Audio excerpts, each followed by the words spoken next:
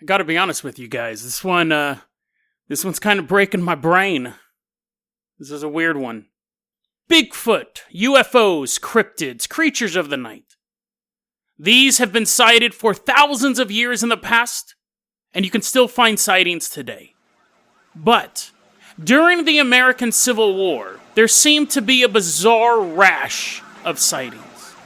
The question is, are these sightings being covered up? Today on Dead Rabbit Radio.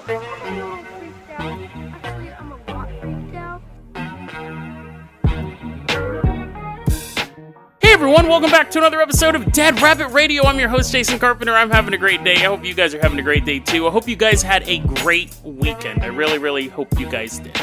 First off, I'm not sponsored by these guys at all. This is not an ad read in any way, shape, or form. Legally, I can't lie about that. This is going to sound like an ad read, but it's not. Shudder, the horror movie streaming service, Shudder.com, right now is having a special 30 days free if you use the promo code SHUTIN, SHUTIN. Not getting paid for that. I get no referral service for that whatsoever at all. But I'm using it right now, and I want to share that opportunity with you. I'm currently going to be watching movies using this Shudder thing. And after the 30 days, it's like $5.99 a month if you do the monthly thing. 100% not an ad read. I get nothing if you guys go to Shudder.com. They are not an advertiser. I just think it's a really cool thing. They're doing this shut-in thing, obviously, because of the quarantine. There's a lot of good movies on there. I'm actually thinking about doing a little bit of a Dead Rabbit movie club, since if we all use this, and again, I'm not getting paid at all for this. It would be illegal for me to say otherwise. But if we can all use this, I don't know if it applies to every country, but watch some good movies together and we can discuss them online. Tonight, I'm going to watch The Room. Not The Room. This is what made me sign up. I keep seeing this advertisement on YouTube about a guy goes into a room in his house and whatever he wishes for appears in the room. But it can't leave the room. Or it can't leave the house. You're like, Jason, don't tell me the plot if you don't know the plot. And you're like, okay, that's kind of cool. He's like wishing for paintings and stuff like that. But his wife wishes for a baby. So check it out. I'm going to watch that tonight, The Room. The Train to Busan is also on there. That is a great one. So Shudder.com, it totally sounds like an ad read. Shudder.com, promo code SHUTIN. You get 30 days free. You can cancel it after that. Again, I don't get paid at all. I just think it's a really cool service. My little brother let me know about it. And I want to give a shout out, like I love to do, to one of my legacy Patreons, James Milne. James Milne, thank you so much for supporting the show. Longtime supporter of the show. Really appreciate it. We're giving you the keys of the Carpenter Copter today, and we're headed to the south. There weren't a lot of, you're like, great, Jason's going to try to talk about Civil War history. As far as I know, most of the Civil War battles are in the South, right? The Southerners never really made a huge push. Like, I don't think we were ever fighting block to block in New York or Massachusetts or anything like that, right? I'm pretty sure we were just kind of just kept going into the South, stomping on them. Now, they held their own for there was quite a few losses for the North, but, in the end, I was always used to be a big Civil War buff. I think in a way I kind of am, but when I was in high school, I was a big Civil War buff. I honestly wish there had never been a Civil War. Now, I'm not saying that I wish that slavery wasn't abolished, because Britain got rid of slavery without a Civil War. It would have been interesting to see how America would have fared had there not been a Civil War, had we not gone to war with the South. It would have been really interesting to see how things would have worked out. But, that's an alternative history thing. Again, you want the slaves to be free. I have to say this now, apparently. I am not an advocate for the slavery of the South at all. But Britain got rid of slavery. It would have been nice if we just could have legislated it out. We would have had no Reconstruction period, no assassination of Abraham Lincoln, no Ku Klux Klan. I think all of that is guerrilla warfare from the South. We would have seen a totally different South. That would have been fascinating to see that nation going into World War I as opposed to the one. We're still awesome. Don't get me wrong. America's still pretty awesome. But anyways, so let's go ahead and move on to some monsters. And reload that gun. 10 minutes later, reload it again. I'm trying. My arms are cramping up. Civil War cryptids. Now, what's funny is this is something that I never really even thought of. And like I said, I was a big Civil War buff when I was a teenager. I'm surprised I never thought of this before, because it sounds pretty badass, honestly, right? First off, we are going to take a look at a cryptid in Tennessee. Now, specifically, southwest Tennessee, northwest Georgia, because that is where the Battle of Chickamauga took place. Chickamauga. And in the Battle of Chickamauga, you had it was one of the worst defeats, if not the worst defeat for the Union when they were trying to fight the Civil War. That's what they were doing. While they were trying to invade the South, it was one of their worst defeats, if not the worst defeat. Second bloodiest battle next to Gettysburg. It was really, really bad.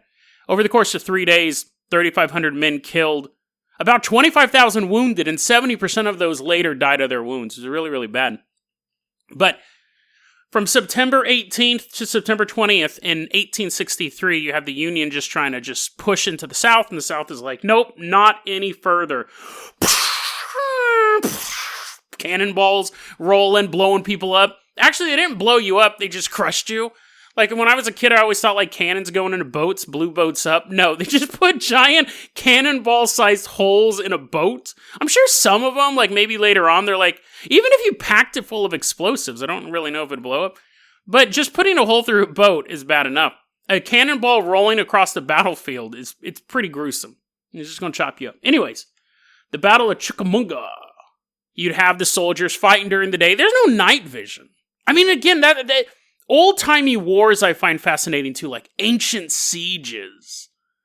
Greeks and Romans and Persians and all that stuff. I find all that stuff super fascinating. But Civil War, the battle ends when the sun goes down for the most part, right? Unless someone's stupid enough to light a cigarette and their head's popping above a trench.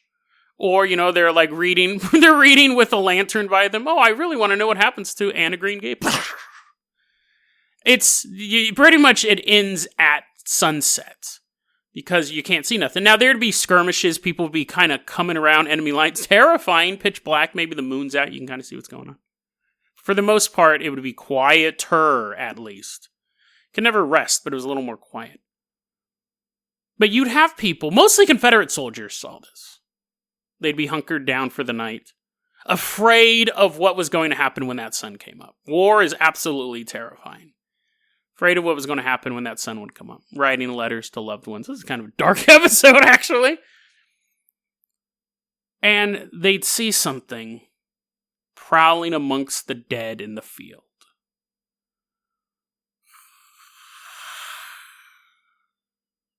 It was tall, lanky. No.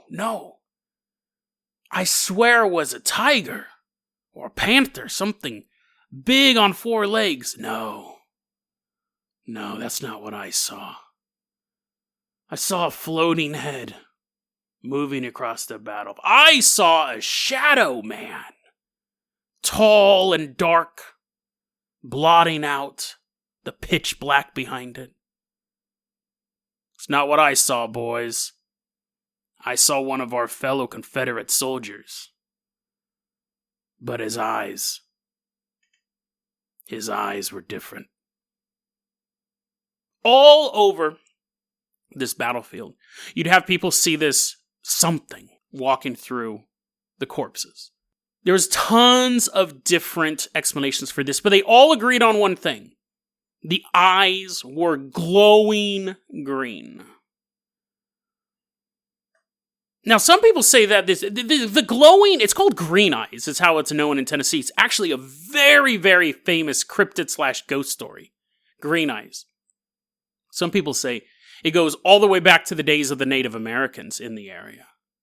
That the Indians there saw a creature, they described it as a panther, with green eyes stalking the area. But then it wasn't seen for, about 100 years? So some people believe that the bloody days, those 3 days, where 3,500 people died, over 25,000 wounded, over 6,000 just went missing or captured. Some people say that brought this creature back, Green Eyes. People still have sightings of it. Well, they had sightings of it up until the 1970s, early 80s. There was a park ranger in 1976, a park ranger named Edward Tinney. He said he saw it on Snodgrass Hill. Snodgrass Hill is where when the Confederates finally took the field from the Union and the Union had to retreat to Chattanooga, they stood up on Snodgrass Hill and were just taking sniper shots, and they were moving artillery into the area to overlook this town. This is a description from Edward Tinney to what he saw. Quote, "When it passed me, I could see his hair was long like a woman's. The eyes, I'll never forget those eyes.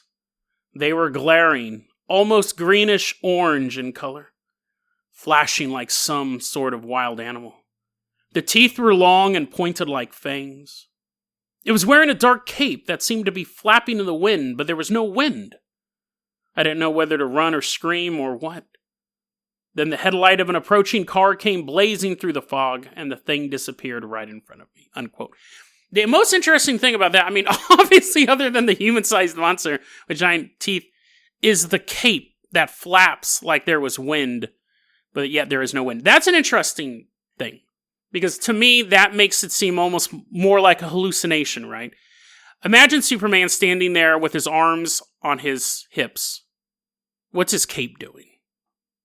Like, some of you might imagine his cape perfectly still, but some of you, I think, would imagine a little bit of the ripple in the design, at least at the bottom, if not full on.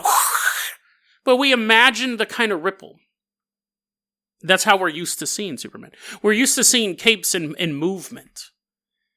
So if you'd see a cape, that makes me think it's a little bit of hallucination. It would also be interesting to note that if this thing is not necessarily a cryptid, but some sort of spirit or dimensional creature, the fact that the cape was moving would mean it would be being affected by something not in our reality. I.e., he's seeing something in between one reality where there is wind and our reality where there isn't. That could be overthinking things. It's probably just a hallucination. But what's interesting about green eyes is been around for hundreds of years. People see it as different things. Some people say it's a Confederate soldier who had his head blown off by a cannonball and he's looking for it. That's stupid, right?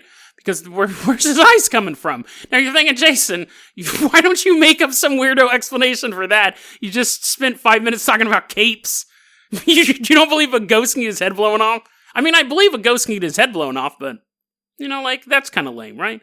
But anyway, I would honestly say what I think it was probably a big old cat. It probably was, in real life, a tiger. There are, some rich guy in antebellum South buys a pet tiger. He's buying slaves. He's getting stuff from Africa anyways. I don't think he'd be like, whoa, no, that's endangered species. What? What are you talking about? I only buy humans. No, I think someone may have bought an actual tiger or a panther, and then maybe his house got blown up, or he was just he's obviously a bad person. He owns slaves, but maybe he's also a bad pet owner and just lets his tiger go out. Where is a tiger or a panther going to go? Where there's a ton of bodies. And cats have green eyes, right?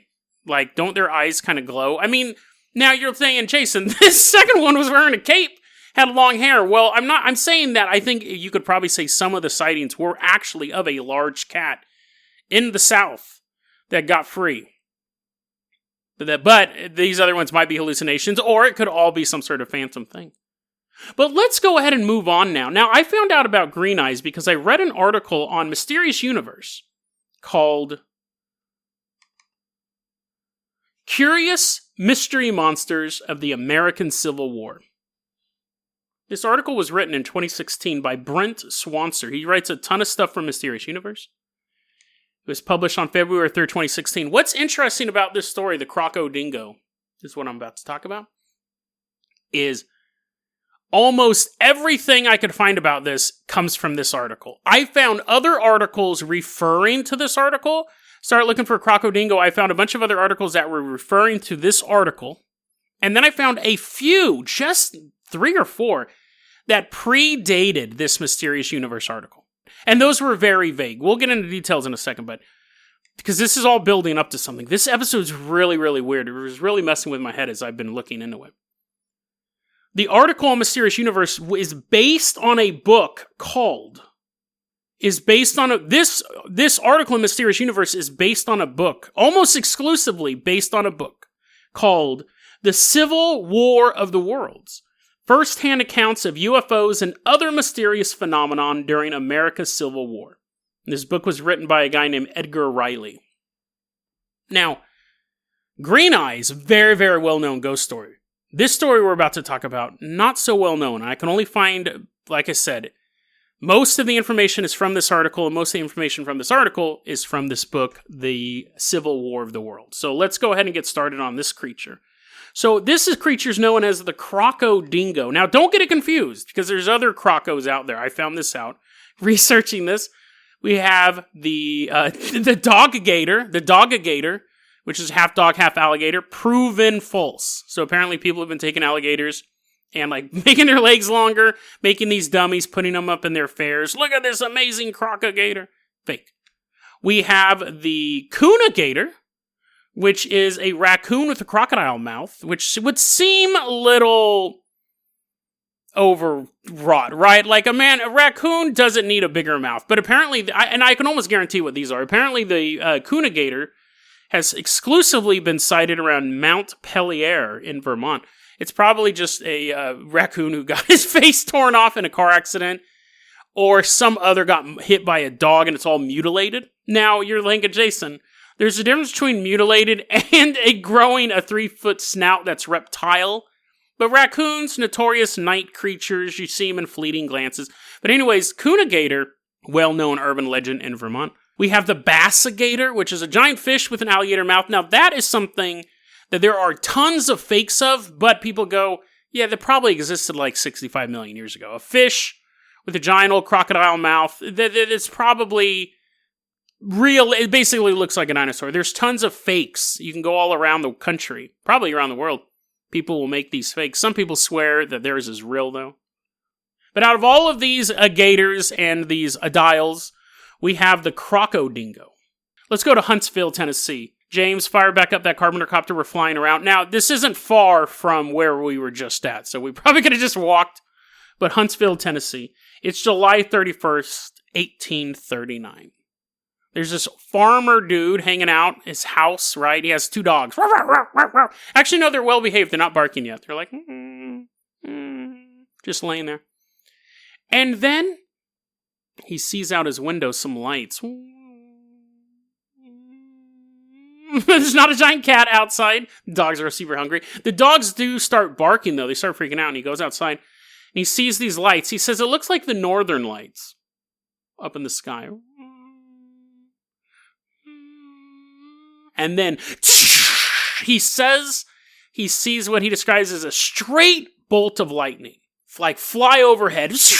He turns around, crashes into the forest behind his house. The dogs are totally going nuts. They actually go nuts just when they saw the lights normally. This guy, his name is Hank Lemon. Hank Lemon. He's standing there, he's looking, and he sees in the darkness of the forest a creature. The body of a dog. The head of a crocodile. Run off at super fast speed. Through the darkness. Now, I have a lot of problems with this narrative just right off the bat. First off, it's tell me if I'm wrong. It's 1839, it's Tennessee. Hank Lemon. We don't know. First off, we'll assume these people are real. I'm not going to go into that whole thing I looked at Ancestry.com and there's no Hank. Whatever. Some of these guys I did do that for, because this story gets really, really weird. I really started digging into genealogy stuff. But let's just assume Hank Lemon is real. He's a real person. I have a couple problems with this. 1839 Tennessee. Would somebody in Tennessee know what the Northern Lights look like? Right? There was no National Geographic back then. Right? I don't think there was. Well, there definitely was no color photography. You'd show some picture of, and even photography. I don't even think there was photography. So, unless he had specifically been to Canada or up further north, I don't think he would have known what the Northern Lights looked like. But he described it as the Northern Lights. But whatever. We'll say that he used to hang out with Scrooge McDuck and he made his money at the Yukon and then came back to Tennessee. That's fine. I'm still a little suspicious. But again, this episode totally broke my brain. I'm suspicious about everything. Wait till the ending. So, the fact that he sees something, he's looking at it in the forest, it's dark, his eyes just got affected by all this light show and this lightning bolt that goes over his head, but he's able to see a crocodile and a dog fused into one, take off super fast. I find that suspicious that he's able to see that level of detail. I find the whole origin of this suspicious, but we're just getting started here. He does, though, whether or not he sees the creature, he definitely smells it. He smells it. Here's a quote. "There was this horrible charnel stench in the air, and something else. A horrible thing. Something that would drive a man crazy should he be exposed to it for too long a period." A long time ago. I think around episode 200, something like that. I talked about how a lot of times when people describe Bigfoot, a lot of times they'll smell them first. They talk about how horrible the smell is of it. And I had a theory that people may be inhaling methane, and actually a lot of these paranormal events, these Bigfoots, these cryptids, people may be walking through the woods. They get a whiff of a natural gas leak. They're basically overcome with fumes, the same way that the oracles at Delphi would have visions because they're over this big old gas leak. And that's possible. Now, so here's my thing. Like I said, Northern Lights and all this stuff. Here's my thing of what could rationally happen. But again, we have so much stuff to talk about. This episode's so weird. A meteorite crashes down and releases some sort of methane gas, which isn't unknown of. We have other things of meteorites crashing and releasing gas and things like that. I mean, I shouldn't say methane, because that would mean that there was something living in the meteorite, but who knows? There could have been a meteorite strike, actually, and it punctured a hole in the ground that released some methane, and he hallucinated these things.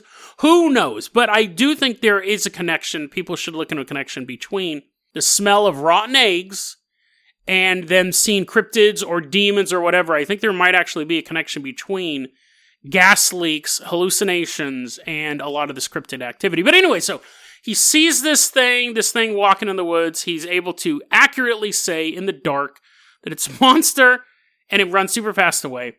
And it smells the worst. It smells so bad it would drive a man insane, which is an amazing description. If it was just him telling the story, I wouldn't waste your time, right? Like, maybe I would tell that story as a short thing, but this goes way more in depth, because he's not the only person who sees it. So he may have embellished the story a bit with the Northern Lights and all this stuff. I don't know why I'm so hung up on the Northern Lights, but he could have embellished the story a bit. But this thing is then seen for the next 140 years. The most sightings of it were pre-Civil War, 1856 to 1860. It was seen along the river eating fish. So even that's like a good 14, 20 years later. It's eating fish to the point where the fishermen in the area are trying to kill it, because they believe that it's cutting down on how many fish they can actually catch. They believe it's become an apex predator. It's eating all these fish. During the Civil War, it is sighted standing over the body of a Confederate soldier. There's a Confederate soldier named Roger Owens, who is a real, I did look him up, he is a real Confederate soldier. He was with the Kentucky Volunteer Group. He's in Tennessee, but I don't think they were like, no, you stay there. Yeah, we're getting really beat up over here, but you stay there, Kentucky guy. He was a real soldier. He said that he saw one night, they're stationed in Tennessee, he says that he sees the body of a fallen brother, a Confederate soldier, and he sees this creature just standing over the body. Now, it wasn't actively eating it, but the guy says, I could tell the body looked a little more torn up than the average dead soldier. And then later when they went to go check on it, the body was gone. They saw blood in the area, but the body was gone. So the insinuation is this thing was eating the dead during the Civil War. Nowadays, the sightings are all around a place called Juanita in Tennessee. In the 1900s, this thing, the people were laying down railroad tracks. There would be bite marks in a railroad track. So again, this thing is either the Mary Sue of cryptids, or it's getting exponentially stronger. It's eating fish, and then it's eating humans, and now it's eating railways. In 1943, there was a sewer worker named Jack Bannister, and he said one day he was walking down the street. I don't know if it was at night. I'm assuming so, because this would be quite bold to do during the day. The Crocodingo walks up. The Crocodingo, because he looks like a dingo. Did I say that? I said he looked like a dog, but it's the same thing. And I think I've been calling him Crocogator a lot too, so we'll see if I have to edit those out. The Crocodingo walks up to a manhole cover, and using just its nose, like a dog, pushed the manhole cover off. That's not an old woman on All in the Family complaining. That's the metal scraping against the concrete. And he watched the Crocodingo jump into the sewer And to this day, people say you can still hear the snarls and the growls deep within the sewer system underneath the city of Oneida. That's a local legend, definitely, but what's interesting is 90% of that information is only found in that Mysterious Universe article. I would find stuff about the Crocodingo, and they'd be like, Crocodingo is Tennessee, people have seen it there. And all of that stuff was mostly after the Mysterious Universe article came out. Weird, right? Very, very detailed for what should be a pretty well-known local legend, because we have tons of information on green eyes. Like Chattanooga Express did a write-up on it about how it's societal impact and blah, blah, blah, blah, blah. Green eyes is very, very well-known. Crocodingo is pretty obscure. Let's fly up to Virginia. Technically, nowadays, it's West Virginia. But let's fly away from the Crocodingo. Let's fly away from, I'm like, leaning out the window. I'm like, I don't believe you saw the Northern Lights. He's like, do you believe that I saw a monster? I'm like, maybe, I don't know, but you didn't see the Northern Lights. We're flying away. The guy's like, I don't know if I should shake my fist at him or just kind of shrug, because that guy doesn't believe he doesn't believe the most basic part of the story. Oh yeah, monsters. Yeah, I totally believe that. But what? Northern Lights? We're flying up to Virginia. West Virginia nowadays, Harper's Ferry. Now, this wasn't from the Civil War book. This was from a website called Phantoms and Monsters, an article by Lon Strickler. Private James Moore, 67th Infantry Regiment, Pennsylvania. He wrote a letter on February 26, 1863. This letter was found in like the 90s. Someone bought a bunch of stuff from an estate sale, was going through all these letters, and found these letters from a Civil War soldier. This letter, again, if we accept this story to be true, was decayed. Parts of it are missing, but this is what we have. Harper's Ferry, Virginia. These are going to be fragments, but I'll just read them as one whole thing. Ramsey and myself were charged to guard company accoutrements along the railway. Very cold, still night. The boys started raising a ruckus from the garrison. Some were yelling aloud that a man-beast was on foot. There was rifle fire towards the river. We continued our duty as the yelling and shots continued. The corporal queried the witnesses from the company. I was told that the devil raided the food stores after climbing the wall. It was covered in thick layers of dark hair. Maybe 8 foot from head to toe. So, there's basically Bigfoot breaking into an army base. So that's a movie. Not saying that, let's assume that story, someone needs to make a movie about that, right? Like Bigfoot, Civil War Bigfoot breaking into an army base. He's so hungry. They're just basically like, the war is depleting all of his twigs and berries or whatever he eats. And then he's like, oh, there's a bunch of food in here. So it's like an Ocean's 8, because he's 8 feet tall, and he's like coming up with like plans. It's like him and a bunch of other Bigfoots. They're like in tuxes and stuff, and they can figure out it's a heist movie. It's actually, now it's a better movie. It's from the point of view of the Bigfoot. Originally, I was imagining the soldiers like hunkered down in the fort, and they hear like the roar in the forest, and that would be a horror movie. No, this is going to be a heist movie with 8 Bigfoots. They're all 8 feet tall, and then they're trying to figure out how to break into Harper's Ferry. That'd be dope. Make that movie, Hollywood. James Wan. I know you listen to this podcast. Make that movie. So anyways, we have a story of Bigfoot. Now, that was from these letters, and that was from that website, Phantoms and Monsters, which I go to all the time. But I have another Bigfoot story from, again, that same Mysterious Universe article. And the Mysterious Universe article is based on the book, The Civil War of the Worlds. At the Battle of Chickamauga, again, honestly, we just had the green eyes here. So, at the Battle of Chickamauga, they also had a sighting of a Bigfoot. Technically a hearing. There were 2 Southern soldiers. This is at the same time that the green eyes thing's going on. 2 Southern soldiers, Private Ott Morton and Private Billy Chandler. They're on guard duty. They're waiting for things to pop off, and they're going to be real bad. Again, it's second bloodiest battle of the war. They hear a horrible shriek in the woods, a horrible screaming. They go to check it, because again, they're guards. They got to go investigate that stuff, right? And they actually do see it. I said earlier that they just heard it. I forgot they do see it. They come around the bend, they look in the trees, and they see something. It's 10 feet tall, which is big even for a Bigfoot, with, quote, eyes like hot coals and breath like the smell of rotten meat. So again, and that's really typical in Bigfoot stories, is the smell. That makes more sense. Like the rotten meat, you figure it's just been eating a bunch of stuff. If we don't brush our teeth, does our breath smell like rotten meat? Does it just smell? Like if I ate nothing but meat all day, which I do because I'm back on keto, but if I did that and then didn't brush my a science experiment, I'll have to figure this out. They run away. They go back, they tell the commanding officers, there's a monster in the woods. You know, the commanding officers are getting ready for the Civil War. Like, they're in full swing of killing each other.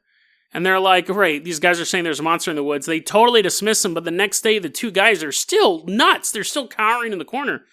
So the commanding officer goes, oh, okay, so it's not a prank and they're not drunk. They're actually still terrified. Let's go out and check, and they send someone else out there. They find footprints, 22 inches long. 22-inch long footprints. This is where the story gets weird. So we've talked about Bigfoots and green eyes and ghosts whose cannonballs blew off their heads, and the people in the South knowing what the Northern Lights look like in the 1830s, and croco-dingos. We've talked about all of this weird stuff. Now, as I'm researching this, I go, that book sounds right up my alley. The Civil War of the Worlds, first-hand accounts of UFOs and other mysterious phenomenon during America's Civil War. It sounds right up my alley. That book doesn't exist. At all. According to my research, it never existed. Now, I'm not saying Brent Swancer made it up. That would just be a weird thing as well, but no, it's even weirder than that. Edgar Riley. I think earlier I called him Edgar Wright. That's not correct. Like I said, this episode broke my brain. The director of Ant-Man did not write this book. Edgar Riley, the author who wrote this book that doesn't exist. There is no Edgar Riley as an author. Doesn't exist. There is an Edgar Riley who fought during the Civil War. It's the only connection I could find. So you go, Jason, you said Brent Swancer didn't make it up, but he's the one who's basing all of the stuff on this art. And I actually emailed Brent Swancer, and I'll let you know what he says when he gets back to me. I said, you did an article a while back on this book, but I can't find any proof that this book exists. I'm not accusing him of making it up, because I found another, even more obscure website, because Mysterious Universe is huge. I found another really obscure website that not only talks about this book that doesn't exist, but has photographs from it. This is so bizarre. This was hurting my brain. I almost gave up researching it and said, I'm going to do this as another episode, because this was really messing with my head. I implore you guys to go to the show notes for this one, because there's going to be a lot of photographs I'll describe, but you obviously, I'm not that much of a wordsmith. I'd recommend taking a look at these photographs. There's only 2 websites that talk about this book, The Civil War of the Worlds by Edgar Riley. This book has never been, it's not on Goodreads, it's not on Amazon, doesn't exist. But there's multiple quotes of it from the Mysterious Universe article. And again, if it wasn't Mysterious Universe, which they're a really good website, Brent Swancer, I've covered a ton of times on this show. I don't think he's up to anything no good. There's another website I would have think they're just making it up. But I found this other website. It's called DougDobbs.com. It is a Civil War website. And they have a little aside.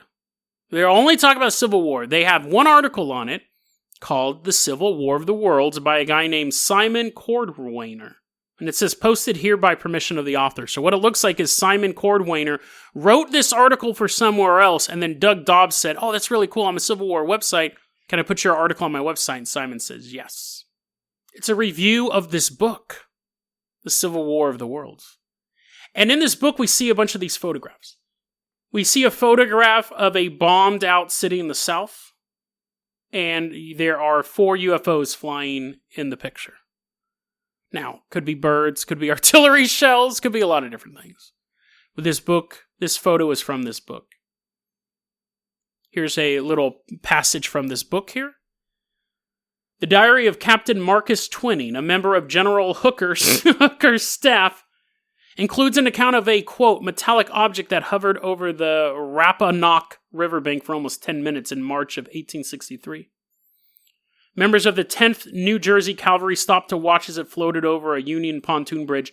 And then there's a photo of a Union pontoon bridge a bunch of soldiers lined up, and a disc floating in the sky. A UFO. Now, out of all the pictures, this looks the fakest. That UFO would have to be the size... I mean, that UFO would be massive.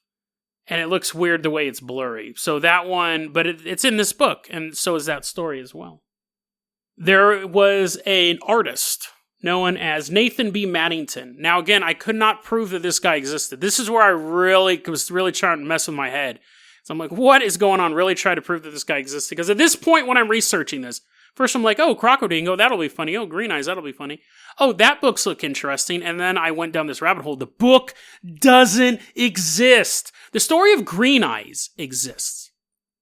And the Bigfoot story about him breaking into the camp, that's from another resource. But everything else we've talked about, the Crocodingo and the Bigfoot story with the two men on watch and they see it, both of those, as far as I can tell, only come from this book. And all this other stuff, the pontoon bridge and the UFO photo. This one's weird. Nathan Maddington was an artist for a newspaper called Leslie's Illustrated Newspaper. During the Civil War, he was there and he was drawing pictures. There's a picture of a bunch of dead soldiers and a crop circle.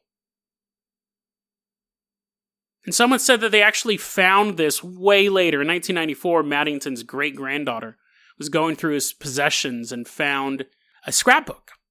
And found this drawing, this sketch of a couple soldiers laying dead next to what appears to be a crop circle. Now, as a skeptic, I'm thinking, maybe they moved the cannon and they drew and it was like flattening the grass and all that stuff. But there's nothing else in this drawing except these guys lying in this crop circle. And then this book, Civil War of the Worlds, goes on to talk about a poem written by a soldier named Lucius Dodd, who I could not find any proof that this guy existed. Right? Sounds like an old-timey name, but I can't. Apparently, this guy, Lucius Dodd, wrote a poem called Mark the Gravesite, Boys. And now this sketch that Nathan Maddington did was in a place called the Wheat Field. And this was at the Battle of Gettysburg. And Mark the Gravesites, Boys talks about the wheat field. Here's the passage from that poem. Amongst the circles of the wheat field, Yankee boys did fall. Ground lines point to rebel batteries, a hail of buck and ball. And the article is saying nobody really understood what that line meant. Amongst the circles of the wheat field. Now, it's possible that it means something. Again, as a skeptic, sometimes I'm grasping at straws or grasping at wheat. Could mean battlements that are made. And then when they moved the battlements, just the round... But this thing looks like a crop circle. Also noted in this book, and I skip a lot of this stuff because I'm not a big fan of them, but the river monsters. They had a couple of them. I talked about the Dogigator, but in this book, the Civil War thing, there you would have soldiers seeing these giant alligator, you're like, why don't you tell us about the giant alligator monsters? I'm not a big fan of lake monsters. Giant alligator monsters attacking boats, attacking Confederate boats. You're like, Jason, that's way more interesting than just a dude with bad breath in the middle of the woods. Hold on. Confederate boats going down the river and monsters knocking them over and stuff like that. Those were reported in this book. Chessie, the Chesapeake Bay version of Loch Ness Monster, is in this book to the point that there is a photograph of Chessie, the oldest photograph of a sea monster. It's a picture of Chesapeake Bay. And then you see a too perfect picture of little Chessie, head sticking out, and you actually can see the body underneath. I'm assuming it's fake, but that's just because I don't like sea monsters. Anyways, I'm thinking at this point, like I said, I emailed Brent Swanser, and I'll see if I can get more information, but I'm thinking at this point that maybe there was a review copy going around or something like that the book was never released. But then when we get to the end of this Doug Dobbs article, which is basically a review of this book, which again, go and look at these photographs, we end this with this sentence here. Quote, if you have an interest in Civil War history, or if you are merely a fan of the strange and paranormal phenomenon, you will thoroughly enjoy the Civil War of the Worlds, first-hand accounts of UFOs and other mysterious phenomenon during America's Civil War. Riley... So this next sentence means that the person who wrote this article is in communication with the author. So even if they did get a review copy, this person has talked to the author. Riley plans on releasing a second volume near the end of this year. and I will anxiously be awaiting its release. Now, we don't know what year this was written, and Mysterious Universe's article came out in 2016. So, we can assume this was written probably 2015, 2016, 2017. But this book does not exist. This author does not exist. Even though people appears to have read the book, and people have been in communication with this author. There's one of a few scenarios going on. One, that I'm really bad at Google, and you can find this copy like that. It's at 10 used bookstores within 20 miles of myself. I could order it on Amazon right now. That's scenario one. And I'm totally just too paranoid. Scenario number two is this was a marketing gimmick for some virtual movie coming out, and Doug Dobbs got taken into it, and Britt Swanser got taken in by it, which happens to the best of it. I've got taken in by it. The Lone Pine Devils, I did an episode on. Turns out it was a viral marketing for a YouTube movie. It happens to the best of us. Could be that these were copies or notes going out. The book was never finished. Edgar Riley was looking for a publisher to build hype. But what's weird about that scenario, everyone getting scammed and it being a hoax, that's more believable than this one. Because then you would have to assume that Edgar Riley, an author who has enough push to get this stuff published, has no other stuff written, no personal stuff of his own. Like, the name Edgar Riley connected to the Civil War does not exist. I'm sure there are people out there named Edgar Riley. Right now, if your name is Edgar Riley, don't be like, I don't exist, oh no! Like, you exist. But then the paranoid person in me, right? Which is what you guys are all waiting for. You're like, why is this so weird to you? I think this book came out, and I think it got suppressed. I think this book came out, and it was so explosive that it got shut down. Not only shut down, but deleted. It's gone. Now I'm going to look like an idiot. Again, if someone's like, no, you dude, you're just bad at Google. Here's 100 copies of it. I think it's been suppressed. I think it existed at one point. Now, it's possible that it came out, it didn't do well at all. It had a first print of 1,000 copies. It was a vanity press book, and it just disappeared. That's totally possible. You still think it would pop up on Goodreads or Amazon or any place that he had a digital footprint. If this book was from the 1980s, yeah, sure, I would totally agree that this is old. Doug Dobbs' article, the website that this is on, June 17th, 2013 was the last time it was edited. So now we are going far back enough that this author may not have a digital trail. But what's still weird about that is that Mysterious Universe article is talking about stuff, is quoting stuff, has the Chesapeake Bay photograph as well, published February 3rd, 2016. So I still think a copy of this book should have been floating around between 2013 and 2016. But this book has been scrubbed. This author has been scrubbed. This book, as far as any book database that I could look at, does not exist. So then you start to ask questions. Who has the power to do something like that? Now, obviously, time does. Time and negligence. If the book only had 100 copies, and he sent them all out, and it never gained traction, and he never set up an email or a webpage for it or anything like that. But even in 2013, authors were kind of doing that thing. But that's possible, right? That is just time has wiped it clean. But then you start to look at who would want to cover stuff like this up, and then we start to look at stuff like the boogeymen of conspiracy theories, the government. What could be so explosive in a book about monsters and ghouls and UFOs running around during the Civil War times that would make someone want to delete the book? I mean, if the government had a problem with Bigfoot stuff, there's Bigfoot shows like on cable television. You know, same thing with UFO shows, all that stuff. Who would have the biggest problem with UFO sightings and monster sightings during the Civil War? Who would not only have a problem with that information getting out, but have the ability to cover it up? Time travelers, right? Time travelers. The Civil War shaped American history, and America shaped the world. 1,000 different things could have gone wrong every single day during that time period. It was extremely important for where we're at today for the Union to win that war, and for the Union to win that war in the way they won that war. I think the Civil War is one of those major world events. every single day, actions were being taken and mistakes were being made that could have changed the scope of human history. If the Civil War had gone another way and the Union had not won the Civil War, you would not have had a United States. You would have had two countries that would have almost constantly been at warfare. Who would have entered in to help out the Allies during World War I? There would have been no Allies, or there would have been no American force during World War II. You can send all the time travelers back you want to fight to kill Hitler, but the fact of the matter is, there was no America in that case. I'm not saying America's the greatest country in the world. They were pretty cool. But what I'm saying is that, like us or hate us, we were pretty instrumental for some massive changes in the globe. What if time travelers are going back in time and erasing any mention of this book? Because in this book, again, these are all just little snippets from this book, but in this book itself may be a clue of time travelers interfering in human history. A real clue. A clue that could not be abided.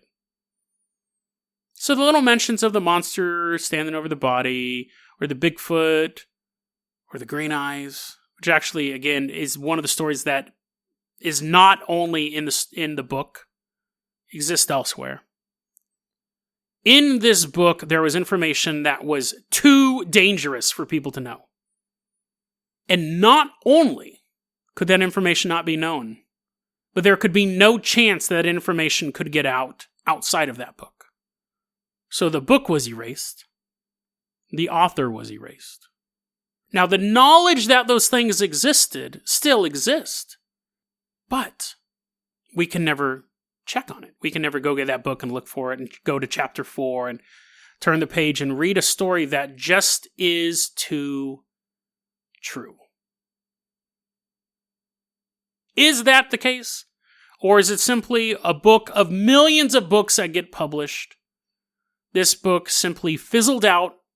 The author went back to doing woodworking, let his private website go under, and is doing things and living his life. That's possible, and that's honestly the most likely scenario. However, it's possible as well, as minutely possible, that the book was scrubbed. And scrubbed for our own good. Because sometimes too much of the truth, like too much of a smell, can lead a man to insanity. deadrabbitradio@gmail.com is going to be our email address. You can also hit us up at facebook.com/deadrabbitradio. Twitter is @deadrabbitradio. Dead Rabbit Radio is the daily paranormal, conspiracy, and true crime podcast. You don't have to listen to it every day, but I'm glad you listened to it today. Be safe, be happy. I love you guys, and I'll see you tomorrow.